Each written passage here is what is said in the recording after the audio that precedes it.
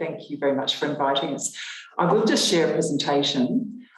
We actually have, just while I'm sharing that, we actually have Nerida, Dr. Nerida Richards, who's actually an amazing animal nutritionist who's actually joining us, who's been growing a company over the last 15 years, and Anna Barwick, who's also in the midst of her PhD and also growing a business around pharmacy. So I'm just going to quickly talk through the context that we're operating in. And I think the most interesting bit of this story is actually when you hear Nerida and Anna tell their story. So I really want somebody to time me and tell me when we're up to 5 minutes, because the best bit of the presentation will come with Nerida and Anna. So just so you can see on this first slide, we are hashtag Future New England Northwest Region.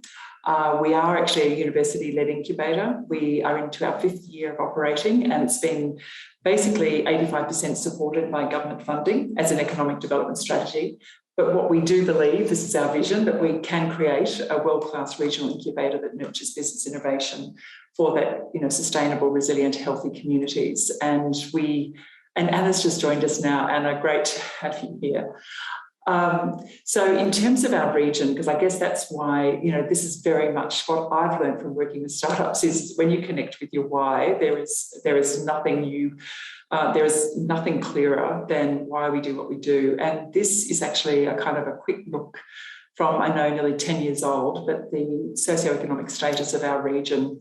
So as you can see, Moree is one of the most disadvantaged communities in New South Wales and Australia, and it is one of the communities that we are working into. Next year, we are working into Narrabri, Tamworth, which is where Nerida is based, and here in Armidale, where Anna is in Walker, which is actually just above Nerida. So just so you can see our region and its footprint across the New England Northwest, across New South Wales, there are 12 LGAs. We are 12% of New South Wales landmass. We are, I like to think about us as and I'll talk about this shortly, as a talent gigafactory of 183,000 people. But we are primarily an agricultural region, but we are just about to become the clean tech, the biggest renewable energy zone in New South Wales. So that's going to present some pretty amazing opportunities. So just to give you a sense of when we compare ourselves to the Sydney startup scene, and I know there's a lot of details on here, but I'm going to just point out a few key, defining features, and knowing that COVID's come in the middle of this. But the Sydney Startup Hub is principally, young men in our region. We are really proud of the fact that we are 50-50%, men, women. We are slightly older. Our founders have been running 1 or 2 startups before, or businesses. They are much more experienced, and what they really look to gain by joining a community of founders is that connectivity and support. And they are generating revenue not at all dissimilar to Sydney Startup Hub. But our sectors are different. So you'll see that 40% of our companies are in agri-tech, and Nerida is one of those examples of an agri-tech company, 30% in health tech, and the health tech companies are probably where Anna is situated, are the faster growing segment of our growth. And then, clean tech spelled incorrectly here, but clean tech and creative industries are also really important. And we want to just reiterate that it's actually the diversity of founders that's really critical. When we first began, I think some of our stakeholders thought we would just be agri-tech, but in fact, agri-tech and health tech go beautifully together. They're both trying to solve problems for people who are spatially distanced, and so connectivity is key, plus you're educating a new market. So every year we do an annual survey. This is just a really quick, and I won't go into all the detail, but we do know that since we opened, our founders have raised over $18 million, which is money that's come into the region that we can trace, And over that time, they've created 181 jobs. So if you're looking at us as an economic development tool, we can absolutely verify that those opportunities are absolutely flowing through. So we currently work with 60 startups across the New England Northwest region. And I think the real trick, and I guess Anna and Nerida are great examples of this, is actually how do we lean back into our own institution in terms of how could we educate 1,000 students a year in doing 1 or 2 units of entrepreneurship that they could either work in or on their own startup. I mean, I think that's the huge opportunity. And also then, how do we help researchers to commercialise their research or to look for the community or commercial impact? So just to give you a quick sense of what we do as a, if we were to be so bold to think, and I have seen this happening in Canada, where they actually really deliberately talk about their region as a talent gigafactory based on Elon Musk's, kind of mega approach. But really, if we can be working across these 3 areas where we continue to inspire and engage the next generation founders, right? That's through the hackathons, coding, but then we actually have a program where people can take an idea through to an MVP. And then we can actually grow and, work with companies who are growing and scaling. And you'll certainly see those as 2 examples coming up shortly. So just to give you, these are real people growing real businesses in our region. So Nerida, as you can see in the middle, is about to present to you, but we have a number of agri-tech founders, health tech space, and Anna, who will present. The clean tech, as I mentioned, is a really interesting growth area. I think we're going to see a lot of federal government policy coming through and state government around supporting clean tech. And what we do really value is actually having cultural and creative founders in our mix. So of our 60 startups, we have 5 people who identify as Aboriginal founders, but we are in a region where 22% of our population are Aboriginal. So, we are nowhere near where we need to be in terms of a representative group. So this is where it gets really exciting, is that we recently had the New England Northwest Business Awards. There were 12 awards, and of those 12 awards, 7 of those were won by founders or companies who work in our community. And who we have here today is the outstanding startup, Anna Barwick, who's growing FarmOnline, and Dr. Nerida Richards from FeedXL, who won the prize for excellence in export. So at this point, I'm going to introduce Anna. And Anna, you'll just need to give me the flick to move you through your presentation. So I'll mute and hand to you. Thanks, Lou. And hello, everyone. So my name is Anna Barwick, and I'm the founder of FarmOnline, the first pharmacist-led telehealth service in Australia, where I combine my 15-year experience as a clinical consultant pharmacist and business owner with my research skills as a PhD candidate to improve health outcomes. I'm a mum of 2, and together with my husband, Matthew, run our horse stud farm in Walker in northern New South Wales. My husband, Matthew, is also a pharmacist and a rural pharmacy owner of Walker King's Pharmacy, and we really noticed an increase in medicine inquiries during the first COVID-19 lockdowns across the country. And so the concept for FarmOnline began. Next slide, please, Lou. So FarmOnline solves the problem of access to convenient medication and health advice for people that are isolated, whether that be physically or socially, or those that are time poor, by offering online video telehealth access to pharmacists that can provide advice and care. We use a fee-for-service model, and that reduces the pressure on taxpayer-funded healthcare in Australia. FarmOnline has 2 key markets. The first are businesses that support the health goals of their clients and medication management services. And secondly, direct to customers. So they include new parents, patients with disabilities or chronic diseases, and patients in geographically isolated areas to help manage and optimise safe medication use where required. Our medication management expertise helps businesses and individuals who want to maintain or improve their or their clients' health by offering these online consultations where it suits them in a timely and private way. Next slide, please, Lou. Thank you. So we plan to be an industry disruptor. We've worked with a number of organisations to develop a digital strategy for the coming year that focuses on creating a new relationship between pharmacists and client that better supports their day-to-day healthcare needs in their own home. We've had a number of established organisations that have contacted FarmOnline organically to integrate with their current services. So we've recently agreed to a contract with Integrated Living, which is an in-home aged care and disability support service for rural, regional and remote Australians worth over $100,000 annually. Priceline Pharmacy Group have also approached us for service provision to integrate with their CSU health stations that they have both in their pharmacies and offering to other large corporate clients as well. And we expect this will generate around $20,000 in the first few months of operation. Our tactical plan also includes monthly conversions with potential B2B partners so that we can integrate even further into I suppose, this area. And we very much see opportunities in both the private and public sectors, including health insurers and the GP network. Our developing conception to kindy or C2K clinics provide practical advice and support to new parents.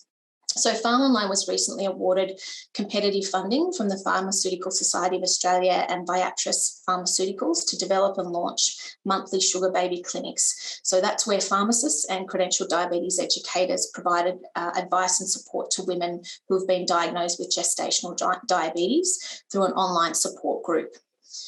Again, we expect to offer sugar baby clinics in a growing capacity, but our initial estimates are over 400 families in 2022, generating in excess of $35,000 in our first year.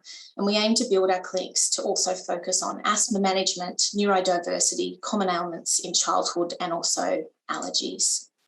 Next slide, Lou, please. Thank you.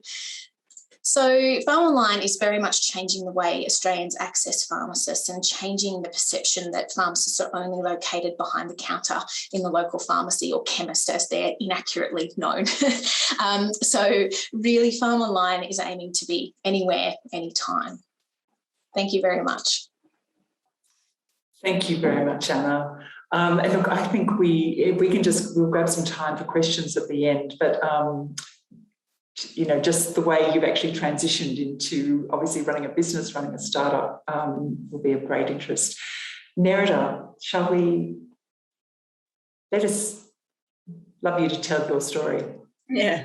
Thank you, everyone, and it's lovely to be here. I do feel rather unprepared for this, so I apologise. I'm not nearly as prepared as Anna is, but I've been talking about FeedXL for, gosh, close to, I think we just turned 13, so I should be able to rattle off some information for you. So FeedXL, in its most basic sense, is a nutrition calculator for horses. So our members and customers, I guess, that use FeedXL are able to tell FeedXL about their horse with information like body weight, age, workload, and FeedXL calculates the horse's nutrient requirements. Then they tell FeedXL what they're feeding their horse, and FeedXL calculates the nutrients that are in the diet, and it compares one to the other, and it shows them whether they're actually meeting nutrient requirements for their horse or not. So the little picture down in the bottom corner of this first slide here that says nutrient deficient diets lead to health problems, that's some of the output that our members would see from a diet analysis in FeedXL. So it will show them if they're meeting, not meeting, or exceeding requirements at unsafe levels. So in the company, there's myself and Dr. Susan Mazzaros, who's also a University of New England PhD and MBA graduate. Her PhD is in genetics, and then obviously she's got the business background. So we make a really good team. We complement one another's strengths in a lot of ways, so it works well. And there's just one example of one of our horses from many years ago now, but you know, before this horse had been quite unwell for quite some time with various conditions, and getting him on a balanced diet via FeedXL just enabled him he recovered from his illnesses, and then he just absolutely bloomed into a completely different horse. And you know, we could tell you many stories and show you many pictures of things like that. We can duck to the next slide. Thanks, Lou. Okay, so the problem we are solving is that unsafe diets, and I'm sorry if anyone's got a squeamish stomach, I probably should have given you a warning before we got to this slide, but when you don't feed a horse properly, you cause horrendous diseases and a lot of pain. So in the top left corner, there's a condition called laminitis, where horses become insulin resistant, or they become insulin dysregulated, which is not dissimilar to human type 2 diabetes. And then when you feed them a diet that's too high in starch and sugars, their feet literally fall apart. In the top right corner, there's gastritis gastric ulceration. That condition is estimated to affect 90% plus of racehorses in training. So when you see thoroughbred racehorses running, you can almost, it's high chance that they're going to have that condition going on in their stomach. I don't know if you've ever had a human gastric ulcer. It's a horrendously painful condition, largely preventable through better nutrition. There's also excess expense. So people love their horses like they're part of the family. And because they want to do the best thing by them, and they don't necessarily know, if they're not using FeedXL, they don't know if what they're feeding is actually meeting their horse's nutrient requirements, they tend to overcompensate and just add extra supplements into the diet, and it becomes very expensive for them, and they get confused and they worry a lot. So one of the biggest benefits people tell us of FeedXL is that there's much less confusion and a lot less worry. And people say, they lay awake at night worrying about what they're feeding their horse, and they literally do. And then down in the bottom right corner, you'll see someone making a reasonably graceful unanticipated dismount from a horse. But another big issue with not feeding properly is that we change behaviour. And horse riding is one of the most dangerous sports in the world. I think in one of the last surveys, it was more dangerous than motor car racing. So, anything that we do that negatively affects our horse's behaviour puts us as riders at higher risk of having injury and sometimes death from horses that are hyperactive or anxious in their behaviour. Go to the next one. Thanks, Lou. So we say enter FeedXL. FeedXL is actually one of a kind in the world. We have got competition, but it's not direct competition in a similar platform. So we operate in a very, very unique space. There's not too many people who could say that they don't actually have any direct competitors. So with FeedXL, as I explained right at the beginning, the horse owner tells FeedXL about their horse, and then they tell FeedXL what they're feeding, and it gives them these outputs. So you can see various little bits and pieces of FeedXL in the top right. There's an example of them putting their diet together with the various ingredients, and then the bottom left there's the graph output, and they can also see on the graph what is coming from where in the diet. So in that example there, we've got the grass, the oats, the alfalfa hay, or lucerne hay in Australia, and the pellets. So it gives them a way to know exactly what they're feeding their horse and exactly what they should be feeding their horse. And then when they feed their horse properly, a lot of those issues that they're trying to solve, plus the confusion, the worry, the extra expense, are removed.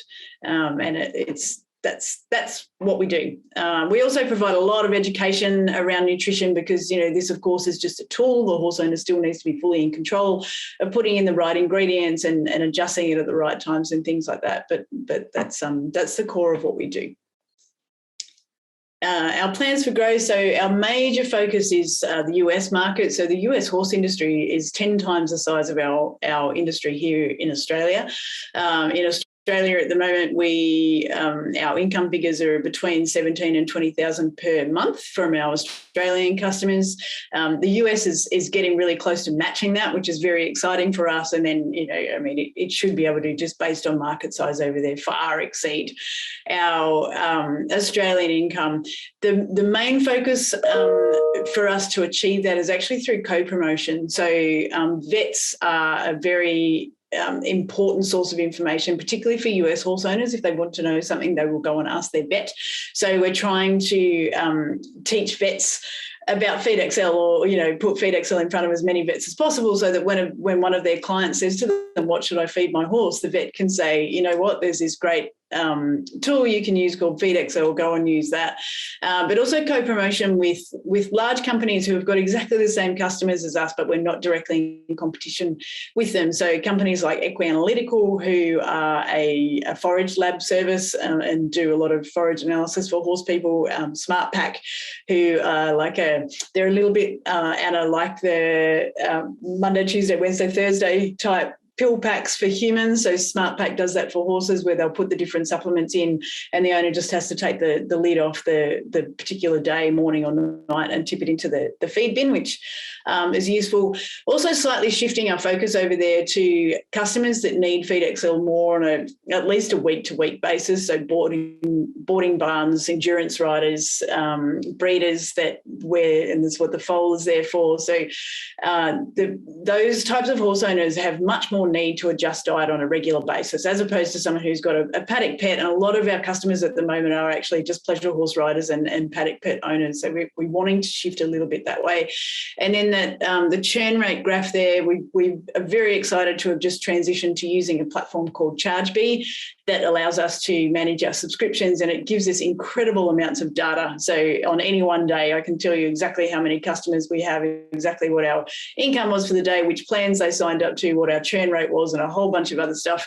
But a focus for us too, in terms of growth, is just getting our churn rate down. So our churn rate is quite high at the moment for software. And so we're really focused on, how do we bring that churn rate down? I haven't mentioned COVID at all, but COVID was actually good for us because in lockdown, people I found it was either people were busier than they'd ever been, or they were had less to do than they've ever had to do before. There was these two big groups. And so we found that there was a lot more people online.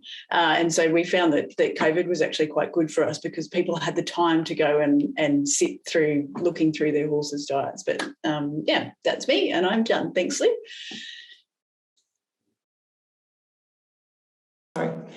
Thank you so much, Nerida. So I'm just going to stop sharing. Both Anna and Nerida are wonderful examples of researchers who are absolutely pushing that into the commercial market.